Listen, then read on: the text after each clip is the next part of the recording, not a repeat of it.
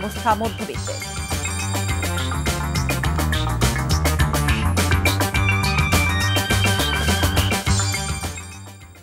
আসসালামু আলাইকুম। কানিজ ফাতেমা লোপা স্বাগত জানাচ্ছি এনটিভির সন্ধ্যার খবরে।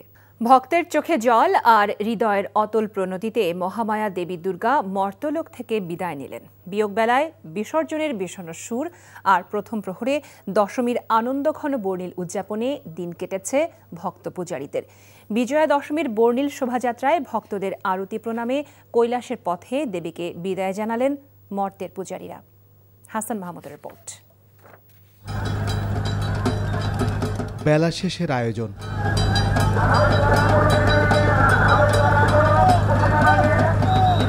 সান্ধ্য প্রদীপ জ্বালবার আগেই বিসর্জনের মহা আনুষ্ঠানিকতা। মহিষ মর্দিনী মহামায়া দশভুজা দেবী দুর্গার বিদায়। মর্তলোকের সফর শেষে দেবীর কৈলাসে ফেরার এই বিদায় সম্ভাষণে ভক্তের চোখে জল। শারদীয় শুভ্র দোলায় বিসর্জনের বিষণ্ণ সুর বিয়োগের বিষাদে মিশে গেছে বুড়িগঙ্গার জলে। আমরা চাচ্ছি সমগ্র বাংলাদেশটা যাতে শান্তিতে থাকে। সবার খারাপ লাগে, এটা খারাপ। সে আবার একটা বছর অপেক্ষা করতে হবে আমাদের মায়ের আসার জন্য। মা চলে যাচ্ছে, মনটা একটু খারাপ, তবে ৮০০ বছর আবার হবে। দেবীকে নিয়ে শোভাযাত্রার বিশাল বহরে রাজধানীর পথে পথে ছিল উদযাপনের বর্ণিল আয়োজন। রঙের ছড়াছড়ি, ঢাক ঢোল শঙ্খ কাসরের ঘণ্টাধ্বনিতে বিজয়া দশমীর উচ্ছ্বাসে ছিল উদযাপনের বাঁধ ভাঙা আয়োজন। দেবী বিদায়ের এই বাঁশি বেজেছিল মণ্ডপে মণ্ডপে। শোভাযাত্রার শোভায় রঙের ছটায় মেতেছে সব বয়সী পূজারীরা। বিদায় বেলায় দেবী রেখে যাবেন শান্তির অমীয় সুধা, ধরণী হবে শস্য শ্যামলা। এমন প্রার্থনায় পরের শরতে অঞ্জলি নিবেদনের অপেক্ষায় থাকবেন ভক্ত পূজারীরা। Hasan Mahmud, NTV news, Dhaka. প্রতিমা বিসর্জনের খবর জানতে আমরা সরাসরি চলে যাচ্ছি সহকর্মী নাহিদ প্রিন্সের কাছে, যিনি আছেন সদরঘাটের ওয়াইজ ঘাট এলাকায়। নাহিদ, প্রতিমা বিসর্জন কি এখনো চলছে কিনা জানতে চাচ্ছিলাম আপনার কাছে। প্রতিমা বিসর্জনের কাজ এখনো চলছে।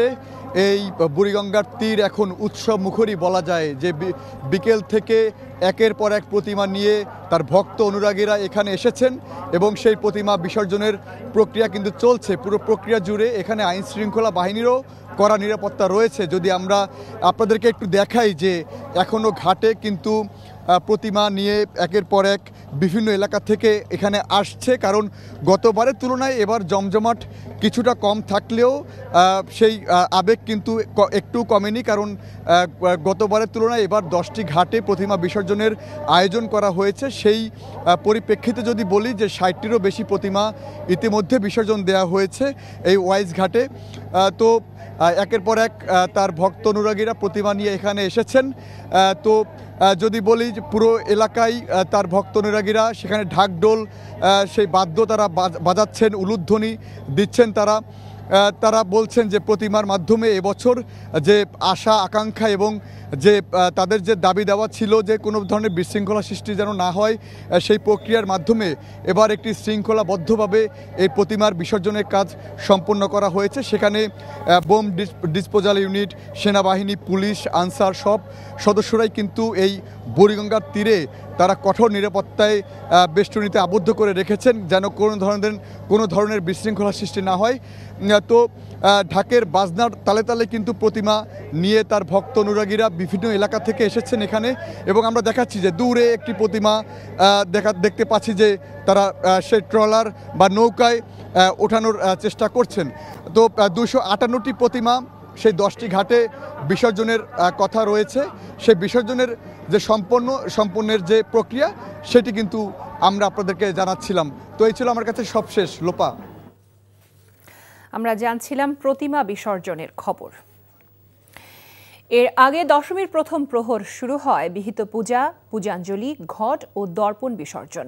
দুপুরের পর সনাতনী নারীরা মেতে ওঠেন সিঁদুর খেলায়, ভক্তরা মনে করেন যাবার আগে দেবী রেখে যাবেন শান্তির অমীয় সুধা। দেখুন সাদরিনা খন্দকারের রিপোর্ট।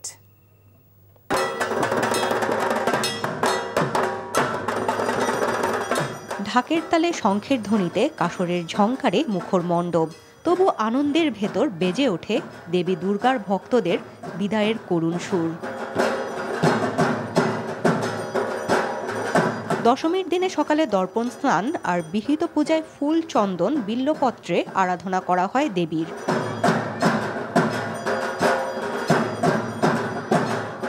কিন্তু সব আয়োজনের শেষে শাস্ত্রীয় নিয়মে দর্পণ বিসর্জন, আর এর মধ্য দিয়েই পূর্ণতা পায় শারদীয় দুর্গোৎসবের আনুষ্ঠানিকতা। ঢাকেশ্বরী জাতীয় মন্দিরের পুকুর পাড়ে ঘট বিসর্জন, অঞ্জলির পুষ্পে সনাতন ধর্মাবলম্বীদের প্রার্থনা, দেবী দুর্গার আশীর্বাদে দূর হবে দুঃখ, জগৎ ভরে উঠবে শান্তি ও মঙ্গল আলোয়।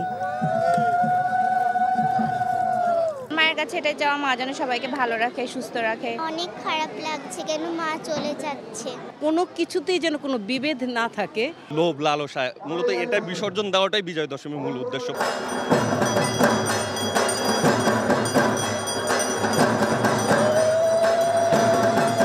বিবাহিত নারীরা সিঁদুর খেলায় মাতেন লাল রঙের উচ্ছ্বাসে।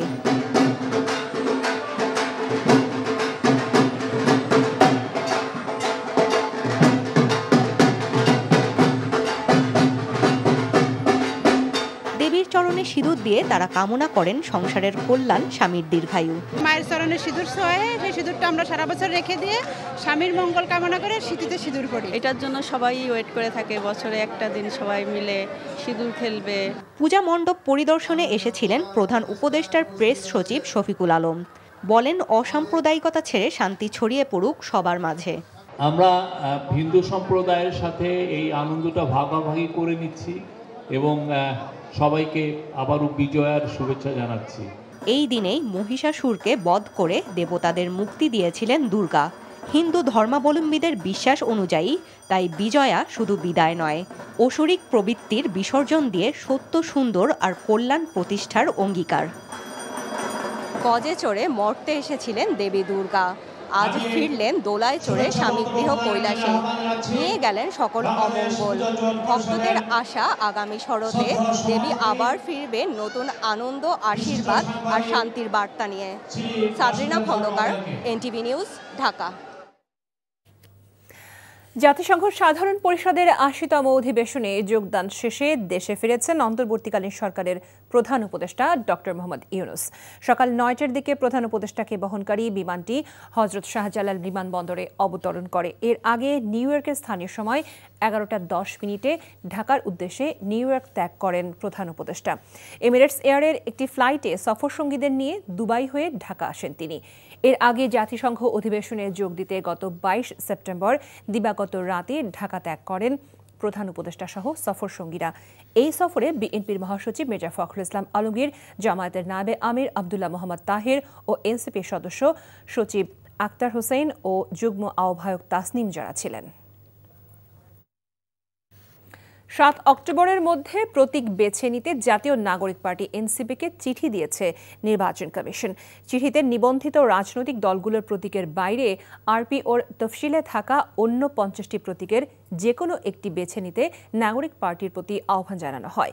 ইসির নির্বাচন সহায়তা শাখার উপসচিব মোহাম্মদ রফিকুল ইসলামের স্বাক্ষরিত চিঠি এনসিপির আহ্বায়ক নাহিদ ইসলামের কাছে পাঠানো হয়েছে।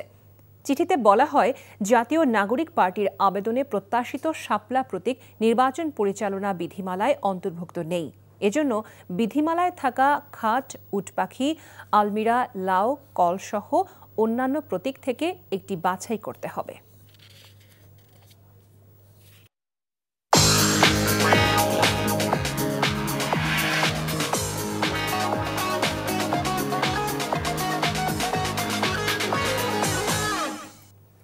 মার্কেন্টাইল ব্যাংক অর্থনীতির খবর। মৌসুমের শেষ সময়েও নাগালের বাইরে বাঙালির সবচেয়ে কাঙ্ক্ষিত মাছ ইলিশ। কেজিতে ২৬০০ টাকায় বিক্রি হচ্ছে মাছটি। ভারত ছাড়া অন্য কোনো দেশে ইলিশের রফতানি বন্ধ হলেও বাজারে বাড়েনি ইলিশের সরবরাহ, কমেনি দামও। এতে হিমশিম অবস্থা মধ্যবিত্তের। পাইকারি বাজারেও স্বস্তি নেই। আড়ত থেকে 2000 থেকে 2200 টাকা কেজি দরে ইলিশ কিনছেন বিক্রেতারা, পরে তা ভোক্তা পর্যায়ে পৌঁছাচ্ছে চড়া দামে। নাজিবুর রহমানের রিপোর্ট।